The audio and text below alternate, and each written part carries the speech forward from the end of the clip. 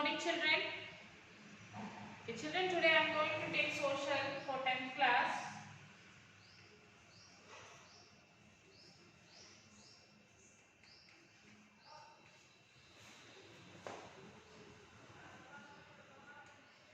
Lesson 9, Globalization.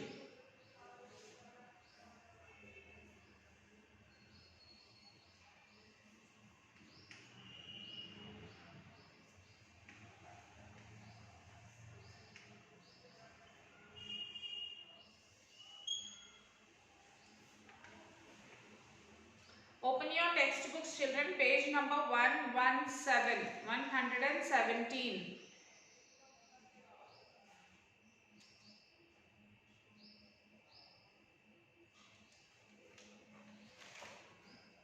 Globalization. So globalization is the interaction of home economy with the world economy. Okay, children.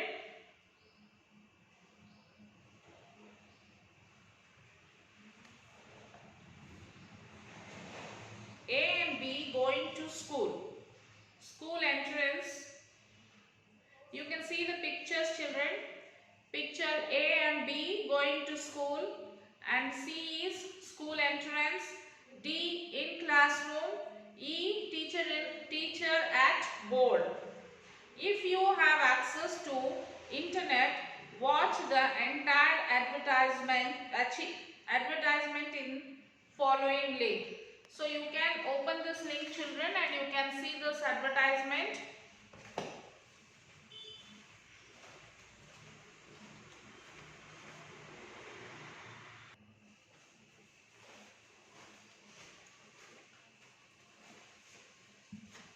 Yes, here is a link given. You can open that link and see this advertisement. That is, the link is below this, like http://www.youtube.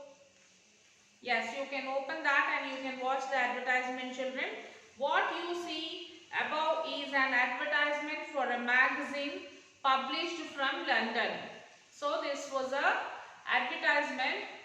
This was of a magazine, and this was from London, published from London. It is trying to get more subscribers in India. So by seeing this advertisement, most of the Indians are subscribing this advertisement. To whom Indian readers, the advertisement seems to be suggesting that countries like China are turning to India and learning Indian languages. This could be needed to communicate with Indian traders and manufacturers or to train Chinese workers who want to go to India to find work. Thus, you can see several dimensions of globalization in this advertisement. A magazine published in English from Britain looking for buyers in India. Chinese trying to learn Indian languages.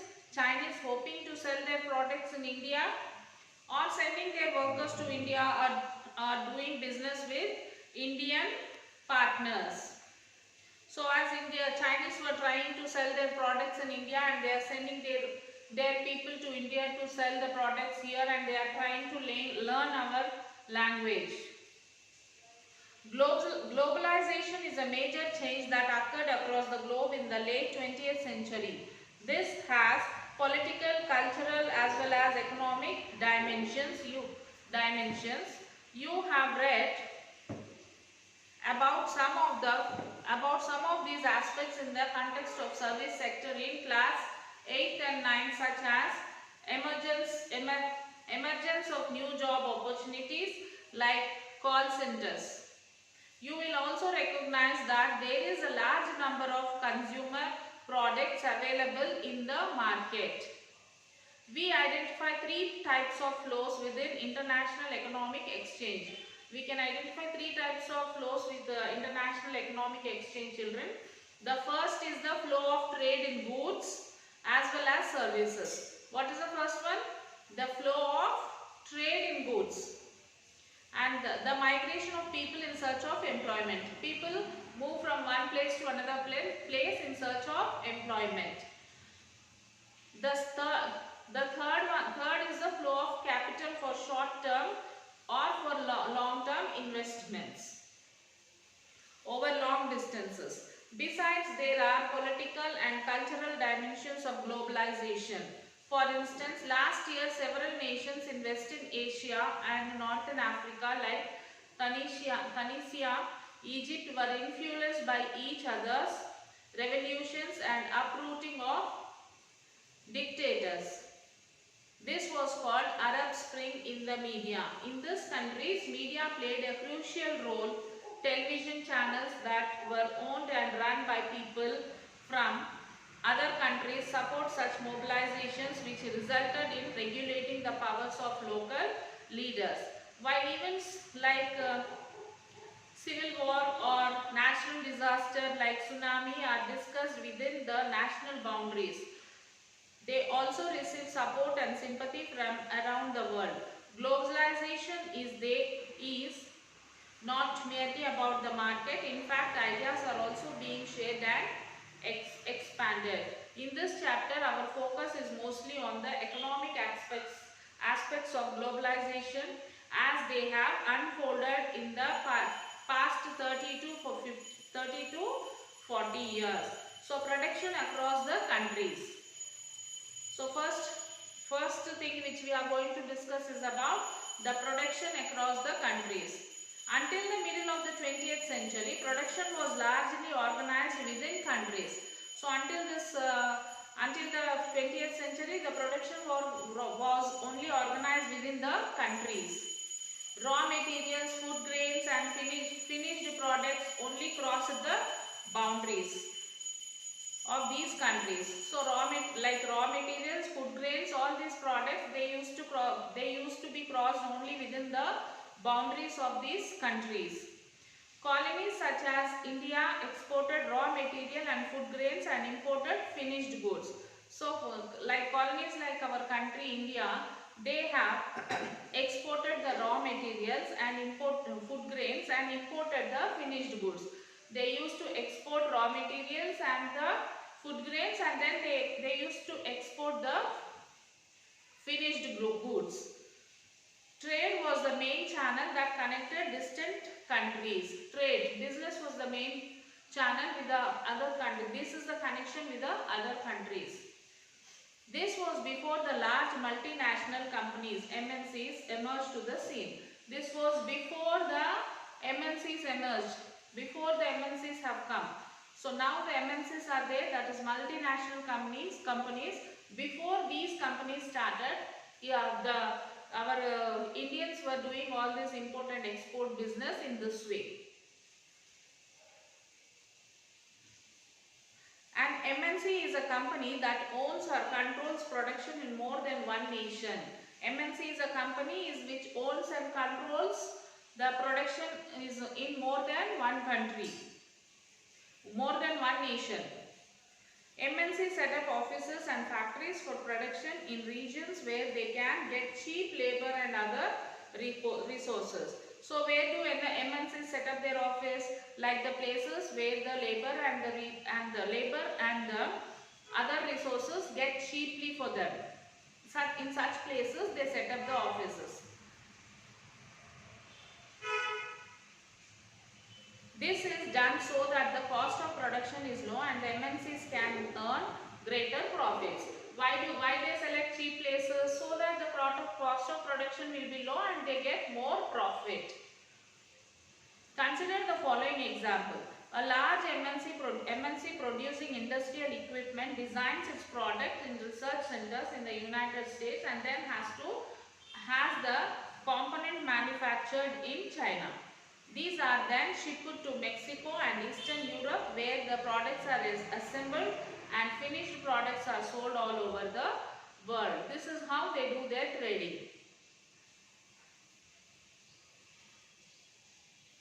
Europe where the products are assembled and the finished products are sold all over the world. Meanwhile, the company's customer care customer care is carried out through all call centers located in India.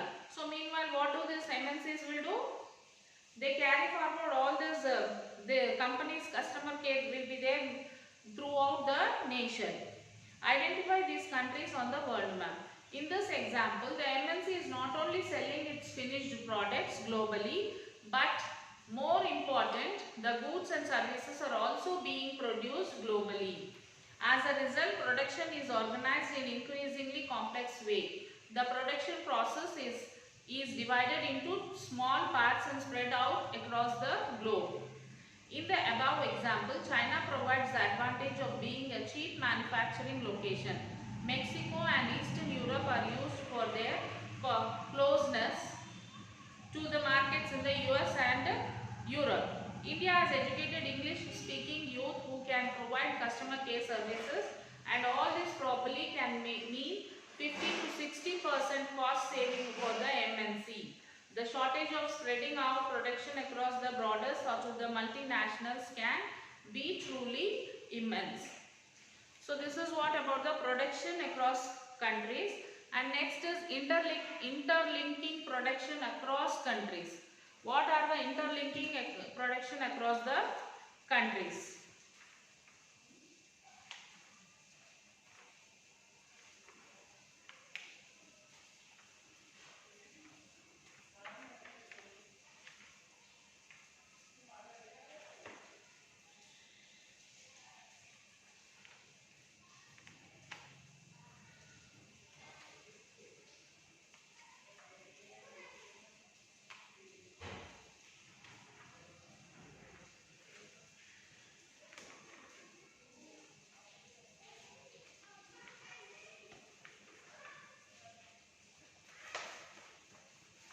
In general, the criteria for selecting a site of operation of MNCs are proximity to the market's availability of skilled and unskilled labor at low cost.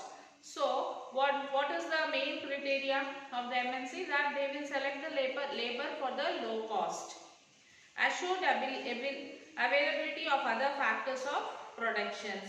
Government policies that protect their interest. The money that MNCs spend to buy assets such as land, building, machines and other equipment is called foreign investment. So what is foreign investment? Like the assets such as land, building, machines and other equipments is called as foreign investment. Any investment is made with the hope that these assets will earn profit. So any investment, why do they purchase? Because they hope that by purchasing this they get more profit. At times MNCs set up production jointly with the local companies in these countries. The local company benefits by the additional investment and the latest technology that the MNCs bring. But the most common route for MNC investments is to buy these local companies and then to expand production. So what is the main aim of the MNC? The investment is to buy this local company. They buy this local products companies and then they expand their production. MNCs with a huge amount of wealth can quite easily do so. For example, Cargill Foods, a large American MNC, has bought over smaller Indian companies such as Park Foods. Park Foods had 4 edible oil refineries and a large marketing network in various parts of India, where its brand was well reputed. With the takeover, Cargill is now the largest producer of edible oil in India. So in fact, many of the top MNCs have wealth exceeding the entire budgets of the government of developing country.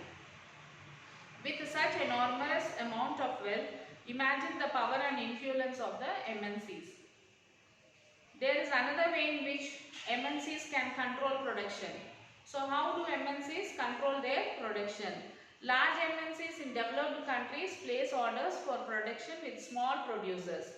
Garments, footwear, sports items are example of industries where production is carried out by a large number of small producers around the world.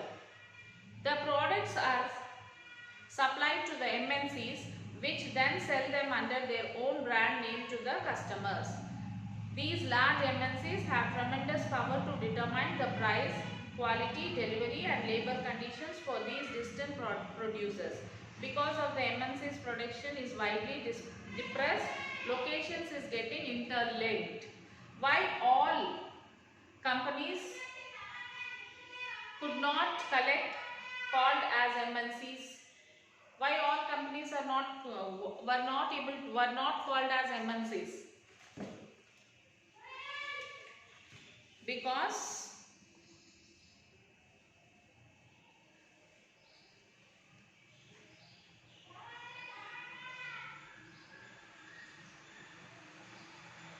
doing of business between the two countries, when these two countries will be doing the business. Okay.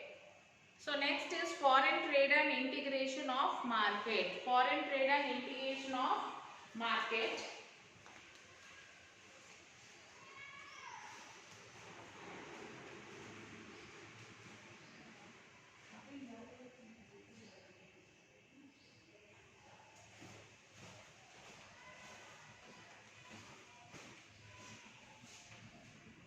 Foreign trade and integration of market. For a long time, trade has been the main channel for connecting countries. So what is the main connection for the one country to other country? Trading. Business is the main channel for connecting one country to the another country. In history, you would have read about the trade routes connecting India and South Asia to markets both in East and West, and the extensive trade that took place along these routes. You would also remember that it was trading interests which attract various trading companies such as East India Company to India. What is the basic function of the foreign trade? To put it simply, foreign trade creates an opportunity for the producers to reach beyond the domestic markets. Similarly, for the buyers, trade expands to choice of goods beyond what is domestically produced. Foreign trade thus results in connecting the markets or integration of the markets in different countries. Ford Motors, see, you can read this, children. Now next is MNC and globalization. In the past 3 or 4 decades, more and more MNCs have been looking for location around the world which would make production cheaper for them. So from the past 4 or 5, 3 or 4 decades, MNC companies are looking for the place where this production can become cheaper for them. Foreign investment. What is foreign investment? The building, building. These are the you can see in the latest technology. And what else, children?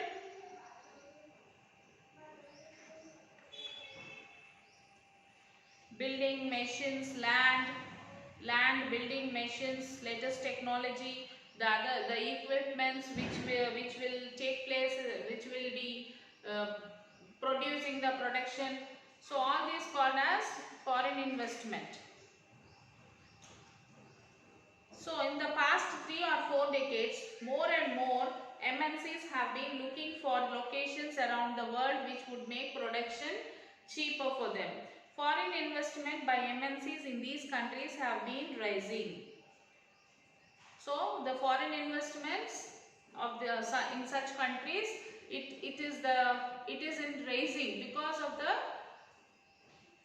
products which they are producing in the company. The investment, the foreign investments also is in the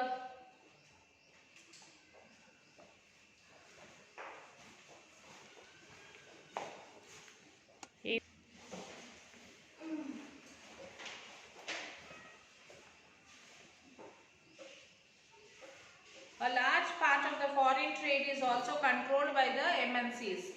For instance, the car manufacturing plant of Ford Motors in India not only produces cars but the Indian markets.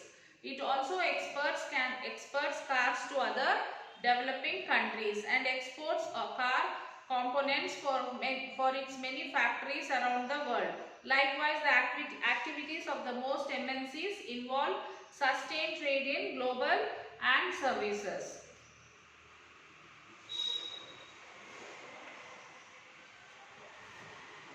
The result of greater foreign investment and greater foreign trade has been greater integration of production and markets across the countries. Globalization is a process of rapid integration or interconnections between countries. So MNCs are playing a major role in the globalization process. MNC companies are the main role which is playing in the globalization process. More and more goods and services, investments and technology are moving between countries. Most regions of the world are now in closer contact with each other as compared to a few decades back. So for the flow of capital, what do you mean by capital? Income. The flow of capital, people and technology is supposed to have created a boundaries world. As a result, states lost power to determine many aspects of the life even without their borders. For instance, the most important decisions regarding the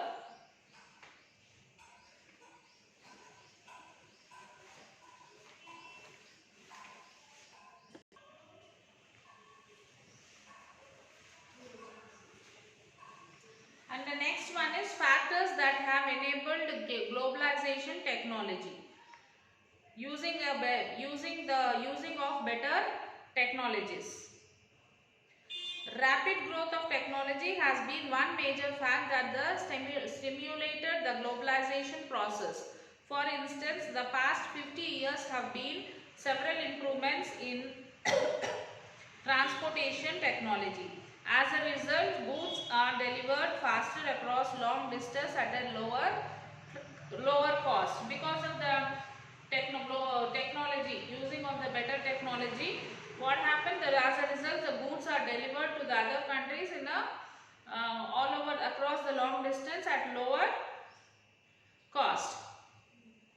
The developments in information and communications technology have been even more remarkable and rapid.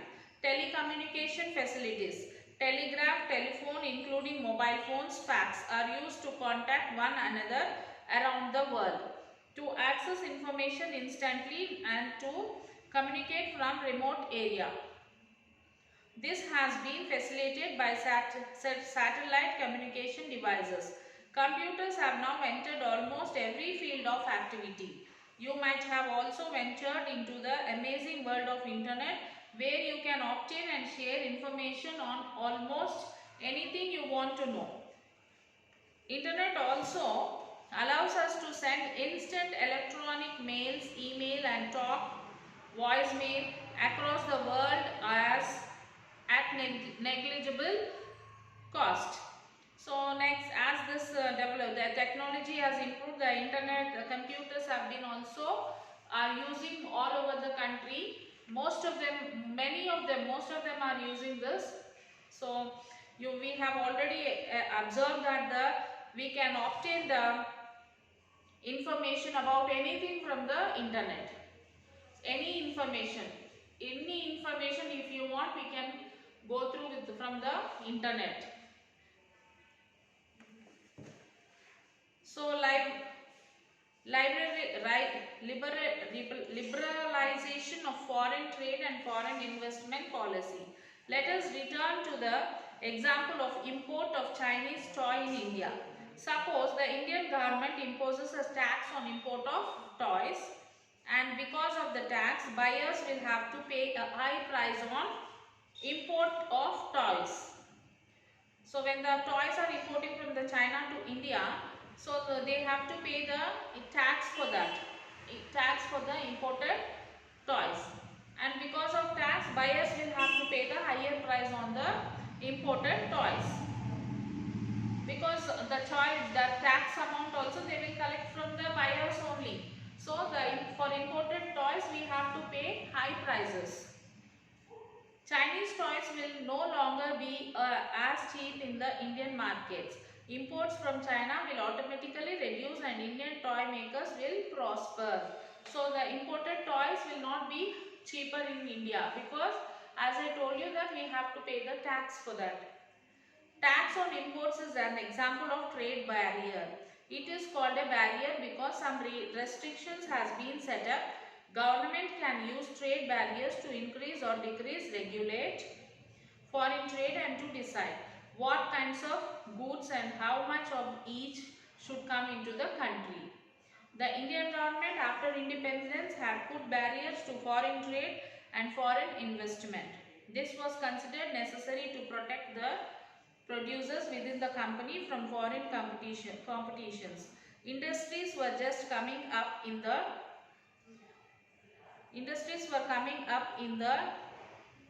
1950s and 1960s, and competition from imports at that stage would not have been allowed these industries to survive. Thus, India allowed import of only essential items such as machinery, fertilizers, petroleum, etc. Note that all the developed countries during the early stages of development have given protection to domestic producers through a variety of means. So, however, around 1991, some for reaching changes in policy were made in India. The government identified that the time had come for Indian producers to compete with producers around the globe. It felt that competition would improve the performance of producers within the country, since they would have to improve their quality. This decision was supported by powerful international organizations. Thus, barriers on foreign trade and foreign investments were removed to a large extent. This meant the goods could be imported and exported easily, and foreign companies could also set up factories and offices here. So, this is what about the lesson, children. Remaining part we will continue in the next session. Till then, you have to read the lesson. And try to answer the questions which is there behind the lesson. Okay, children, till then take care. Have a nice day.